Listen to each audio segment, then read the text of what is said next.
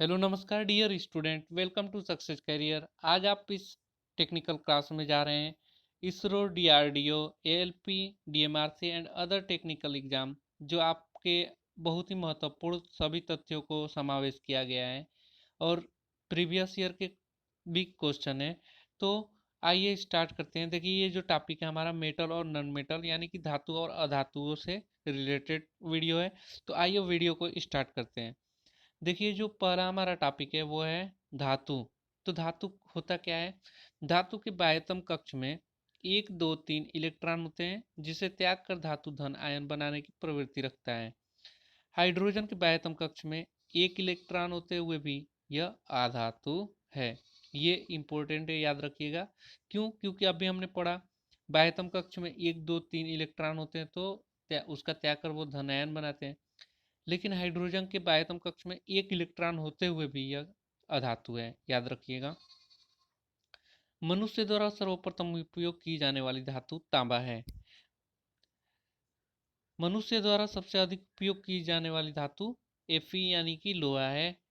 मानव शरीर में सबसे अधिक पाए जाने वाली धातु कौन सा है? कैल्शियम होता है।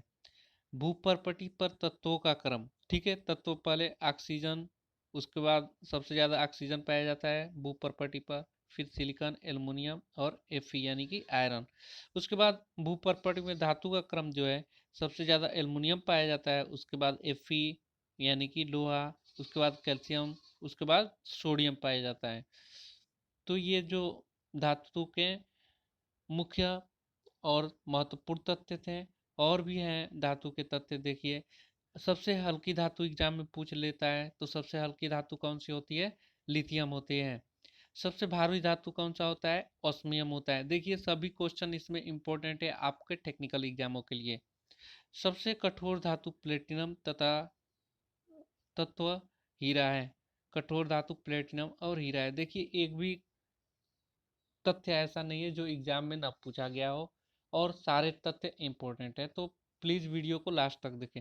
अब यहाँ नोट में दे रहा है, प्लेटिनम को सफेद सोना या एडम उत्प्रेरक कहते हैं। तो एग्जाम में पूछ देता है कि कौन किस पदार्थ को या किस तत्व को सफेद सोना कहते हैं, तो हमारा आंसर होता है प्लेटिनम। फिर है, द्रव अवस्था में पाई जाने वाली धातु पारा है। पारा का दूसरा नाम क्विक सिल्वर, पारद, रसद्रव धातु आदि है। अमलगम में पारे का होना आवश्यक है। अमलगम तब बनता है जब पारा किसी अन्य को अपने में घुलाता है। मिट्टी तेल में रखी जाने वाली धातु sodium, lithium, potassium, rubidium, caesium होती हैं। तो क्वेश्चन आ जाता है कि निम्न में से कौन से तत्व मिट्टी तेल में रखे जाते हैं? तो कोई एक ऑप्शन होगा, लिथियम, पोटेशियम, रुबेडियम या सीजियम। तो आपका वही आंसर होगा। एग्जाम में चारों ऑप्शन नहीं देंगे, अगर चारों ऑप्शन देंगे तो उपयुक्त सभी ऑप्शन भी देगा। फिर नेक्स्ट जो तथ्य है, सोडियम पानी में तैरता है तथा जल में क्रिया करके H2 गैस मुक्त करता है। सोडियम मुलायम होता है, इसलिए इसे चाकू से काटा जाता है। एग्जाम में पूछ देता है कौन से धातु को चाकू से काटा जा सकता है, तो हमारा आंसर क्या होता है? सोडियम। और सोडियम बेंजीन तथा इतर में विलय होता है। धातुओं का घनत्व तो उच्च होता है और विद्युत का सुचालक होते हैं। अपवाद है, शीशा विद्युत का कुचालक होता है। शीशा क्या होता है? जिसे हम पीबी बोलते हैं, इसका पीबी सिंबल होता है। धातु के ऑक्साइड क्षारीय होते हैं, लेकिन एल्युमिनियम और जिंक के ऑक्साइड उभयधर्मी यानी कि Al2O3 तथा ZnO उभयधर्मी यानी कि अम्लीय तथा क्षारीय दोनों होते हैं। जिंक ऑक्साइड ZnO का दूसरा नाम फिलोसफर वुल यानी कि दार्शनिक पुष्प तथा यशत पुष्प है। इस्पात को बेसमर विधि द्वारा बनाया जाता है। फिर धातु के और अन्य तत्व हैं। किसी को भी बहुत अधिक गर्म करके धीरे धीरे ठंडा करने की प्रक्रिया को तापानुसूत शीतलन यानी कि अनिलिंग कहते हैं। स्टील को अधिक कठोर बनाने के लिए उसमें क्रोमियम तथा निकल मिलाया जाता है, जिससे वह जंगरोधी बन जाता है। स्टील में क्रोमियम की मात्रा 11 से 15% होती है। याद रखिएगा, इंपॉर्टेंट है कि इस स्टील में क्रोमियम की मात्रा पूछ देता है, तो आपको 11 से 15 के बीच में जो ऑप्शन रहेगा उन्हीं को करने हैं। नेक्स्ट अब बात करते हैं धातु के गुण। धातु के गुण होते क्या हैं? तो भौतिक गुण होते हैं, यांत्रिक गुण होते हैं और रासायनिक गुण होते हैं। भौतिक गुण जो होता है वैसा गुण जिससे छूकर देखकर पता किया जा सकता है, भौतिक गुण कहलाता है। जैसे किसी धातु का रंग, घनत्व, चालकता, ये क्या है, ये इत्यादि धातु के भौतिक गुण हैं जिन्हें हम छूकर देखकर पता कर सकते हैं। दूसरा जो है यांत्रिक गुण। तो आइए यांत्रिक गुण क्या आता है, वह गुण जिसमें बल लगाकर उसके आकार में परिवर्तन किया जा सके यांत्रिक गुण कहलाता है। जैसे यांत्रिक गुण के निम्न प्रकार हैं। पहला जो दिया है हमारा तन्यता।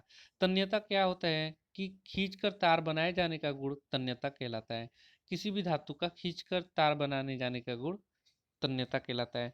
सबसे अधिक तन्य धातु ओयु ओरम यानी कि सोना होता है, और उससे कम सिल्वर, एजी। तो इस प्रकार धातु के ये गुण हैं। और भी अन्य गुण हैं, आइए देखते हैं। देखिए आघातवर्धनीयता। धातु का आघातवर्धनीयता गुण होता है, यानी कि चोट करने पर चादर के रूप में फैल जाना आघातवर्धनीय कहलाता है। इसमें भी ओरम सबसे अधिक है और एजी सबसे कम है, एयू। फिर उसके बाद होता है धातु की कठोरता, हार्डनेस। तो ये क्या होता है, घिसने, कटने, कुचलने का विरोध करने का गुण कठोरता कहलाता है। धातु में काटने की क्षमता पैदा करने वाला गुण कठोरता कहलाता है। उसके बाद नेक्स्ट जो धातु का गुण है चिमड़ता, यानी कि टफनेस। टफनेस क्या होता है कि चोट सहन करने की क्षमता चिमड़ता कहलाता है, जिसे हम टफनेस कहते हैं। या जिसे चाकू से काटा जाए या खुरचा जा सके, ठीक है, वही टफनेस कहलाता है। नेक्स्ट जो धातु का गुण है भंगुरता, यानी कि ब्रिटलनेस। ब्रिटलनेस होता क्या है, चोट लगाने पर आसानी से टुकड़ों में विभक्त हो जाना भंगुरता कहलाता है। फिर जो हमारा अन्य गुण है धातु का, वो प्रत्यास्थता यानी कि इलास्टिसिटी है। यह पदार्थ का वह गुण है जहाँ कोई भी पदार्थ खींचने पर पुनः अपने आकार में आ जाता है, उसे ही इलास्टिसिटी यानी कि प्रत्यास्थता कहते हैं। प्रत्यास्थता देखिए ठोस का सबसे अधिक होता है, उससे कम द्रव, और गैस का एकदम कम होता है प्रत्यास्थ। स्प्रिंग प्रत्यास्थता गुण पर ही कार्य करता है। प्रत्यास्थता गुण होने के कारण ही मेसेनिबिलिटी होती है। उसके बाद नेक्स्ट जो गुण है धातु का, वो प्लास्टिसिटी है। यह धातु का वह गुण होता है जिसके कारण इस पर दाब, ताप अथवा दोनों का ही प्रभाव डालकर इसे निश्चित आकारों में बदला जा सकता है। फिर नेक्स्ट है फेटिंग यानी कि रेजिस्टेंस। फटिग यानी कि रेजिस्टेंस। फटिग रेजिस्टेंस क्या होता है, यह धातु का वह गुण है जो उसे लगातार दबाव झटके लगाने पर उसे अचानक टूटने से बचाता है, फटिग रेजिस्टेंस कहलाता है। फटिग रेजिस्टेंस हो गया। अब हमारा आता है next impact resistance. Impact resistance धातु का वह गुण धातु पर अचानक चोट लगने से उसे टूटने से रोकता है, इम्पैक्ट रेजिस्टेंस कहलाता है। फिर नेक्स्ट जो है धातु का रासायनिक गुण। तो रासायनिक गुण की सहायता से किसी भी धातु का आंतरिक गुण का गुण जाना जा सकता है कि आंतरिक गुण क्या है, उसकी संरचना क्या है, उसकी ये सारी चीजें हमारा रासायनिक गुण में आता है।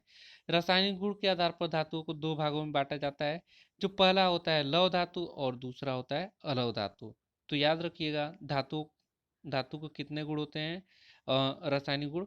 पहला जो होता है धातु और दूसरा होता है अधातु। तो आइए धातु और अधातु के बारे में भी अंतर जाने और क्या होते हैं इसके बारे में हम यहाँ से देख सकते हैं। देखिए जो धातुएं होती है और दूसरे तब मैं बनाया हूँ अधातु का लिस्ट। तो लौह धातु और अलौह धातु में अंतर क्या है कि लौह धातु इसमें लौह एक अवयव होता है और अलौह धातु इसमें लोहा नहीं होता। ठीक है, लौह धातु में लोहा एक अवयव होता है, जबकि अलौह धातु में इसमें लोहा नहीं होता। दूसरा जो डिफरेंट है, इसमें प्रमुख रूप से कार्बन होता है तथा फास्फोरस मैग्नीज भी होते हैं। ठीक है, लौह धातु स्टील लौह धातु के उदाहरण हैं। इसका रंग लौह धातु का काला एवं स्लेटी होता है। लौह धातु इसका सामर्थ्य अधिक होता है और लौह धातु का कतनाक अधिक होते हैं। लौह धातुओं का प्रसार गुणांक कम होते हैं, अर्थात इसको गर्म करने पर कम फैलता है। जबकि अलौह धातु की बात करें तो ये तांबा, तीन, सीसा होता है, सोना होता है, जिसमें लोहा नहीं पाए जाते, आयरन नहीं पाए जाते हैं। इसका रंग क्या होता है, पीला, ग्रे, लाल होता है अलौह धातु का। इसका सामर्थ्य कम होता है अलौह धातु का, और अलौह धातु का क्वथनांक भी कम होते हैं। और अलौह धातु का प्रसारण गुणांक अधिक होता है, अर्थात इसे गर्म करने पर अधिक फैलता है। तो लौह धातु और अलौह धातु का हमने डिफरेंट जाना और बहुत ही महत्वपूर्ण है सारे टॉपिक। आप एक एक टॉपिक को अच्छे से समझिए, सारे एग्जाम में पूछे जाने वाले क्वेश्चन है, एक लाइनर है आपका कह सकते हैं। तो अगर वीडियो को पसंद आए तो आप लाइक करिए, अगर चैनल पे नए होंगे तो प्लीज़ सब्सक्राइब करिए। आज के लिए वीडियो में इतना ही, मिलेंगे कल के वीडियो में इससे आगे टॉपिक के साथ। तो आज के लिए धन्यवाद। आप प्लेलिस्ट से इसे देख सकते हैं, आप जिस ट्रेड से होंगे ना वो प्लेलिस्ट से आप जाके देख सकते हैं। ओके, धन्यवाद।